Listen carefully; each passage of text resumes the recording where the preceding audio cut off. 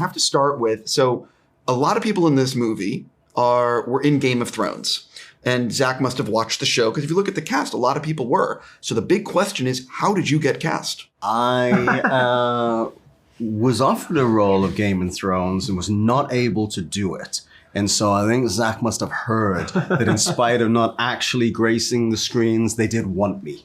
So I had passed the Benioff casting test. Besides Rebel Moon, if someone has actually never seen anything you've done before, what is the first thing you'd like them watching and why? I don't know. For me, Children of Men. I know it's not Children of Men, although Children of Men is fantastic. Lost City of Z for me. Oh, yeah.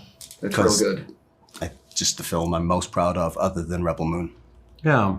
If I'm thinking of projects that meant a lot to me, one that comes to mind is Treme for HBO. That was a show that it's been a while, but it holds a special place in my heart. Yeah, it's a show. I saw every episode of that show. David Simon is a genius. That's a whole... Anyway, what is the most nervous you have been the night before the first day of filming, and why?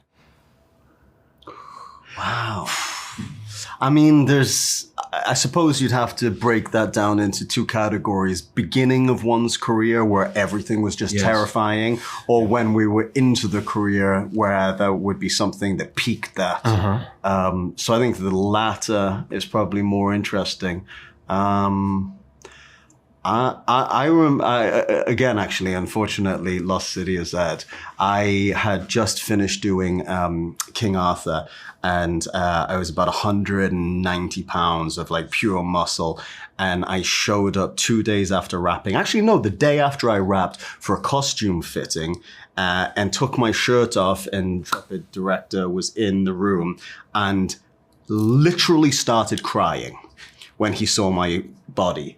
And I went, "Are you okay?" And he went, yeah.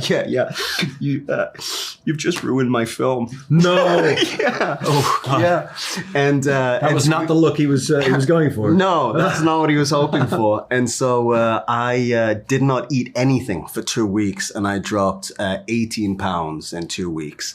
And showed up on set. But then I was, really in my head for that first day of filming. Like, did I really just ruin his film?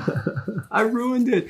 First of all, thank you for sharing. That's a great story. And for me, I think it is probably early in my career. After I just moved to the States, which is now probably about 14, 15 years ago, starting as an actor from abroad, from the Netherlands in my case, starting to work in a language that's not your first language is so terrifying in the beginning. And it took me years to be comfortable with that,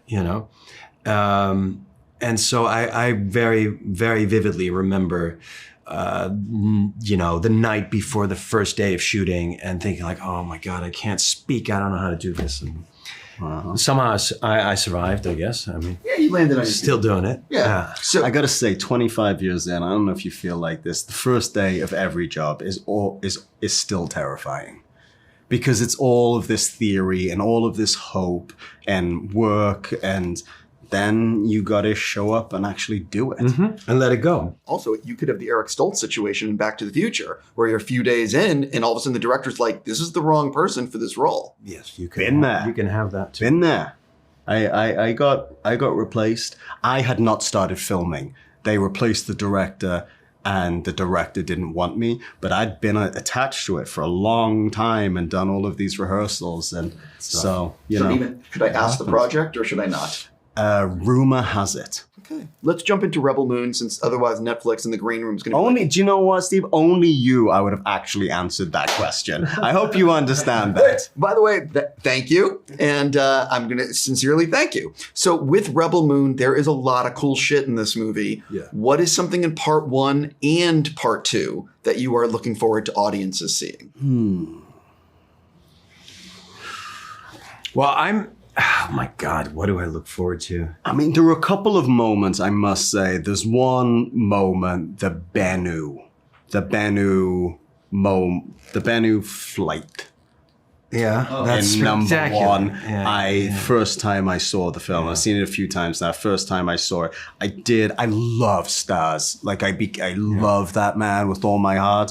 And so seeing him, and that's such a iconic moment for him and his character, that moment happened in part 1, and I punched the air.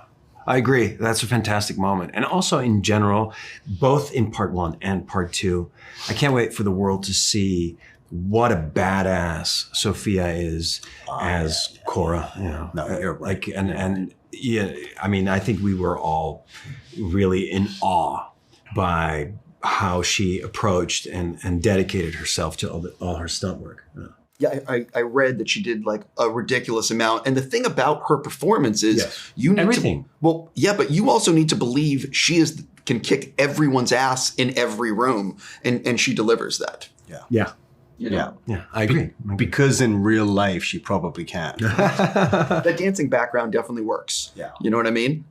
So one of the things that is really cool about this film is that it's really hard to make original IP nowadays. And I think it's great that Netflix and Zack are bringing something like this to life. So can you sort of talk about the fact that like big movies like this are really hard to get a green light, and being a part of something like this that is just original? Yeah, well, and especially for what I felt as a filmmaker, to get free reins. You know, I feel like this really is the world that Zack had in mind. Yeah. The film that he wanted to make. It does not feel like there's a single compromise been made, you know, between Zack and the studio. It feels like it's absolutely Zack's. And you know, I think it's really true to be able to have, it's such a privilege to be able to go and make tell original stories on this scale, but then to have as much latitude, to be as rock and roll in the process, as punk rock, in that Zack wasn't precious, the studio wasn't precious. It was a really sort of exciting and free-form process actually shooting this, which is unheard of. We were joking about it. Normally, if you want that much creative control, you don't also get paid anything. Like you go and make that for about $200,000 and no one ever sees it, and we all have a lovely time feeling like real artists. Super creative. Very rare you get to feel this creative on something of this scope. On that note, I really do hope it's a huge hit for you guys. Thank you for sharing some good stories, and good luck with the rest of your speed dating. You are the greatest. Thank you.